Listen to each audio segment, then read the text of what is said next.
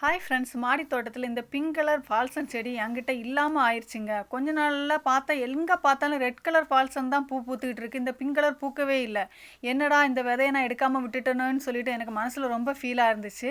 ஏன்னா இது விதை வெடித்து எல்லா பாட்டிலையும் முளைச்சிக்கிட்டே இருக்குமா, நான் எல்லாத்தையும் பிடுங்கி போட்டுருவேன்.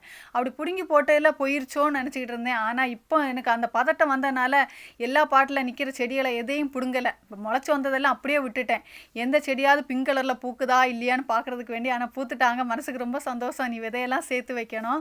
மாப்பூச்சி பாருங்களேன், திரும்பவும் வர தொடங்கிருச்சுங்க. இப்போ முருங்கை செடியில் வர ஆரம்பிச்சிருக்கு. கரும்பு அழகாக வெட்டி எடுத்துட்டேன், ஆனாலும் திரும்ப முருங்கை செடியில் வந்துகிட்டு இருக்கு. அழகான பால்சம் பர்பிள் கலரு. அதே மாதிரி பக்கத்திலே நம்ம நாட்டு சாமந்தி பூத்து நிற்குது.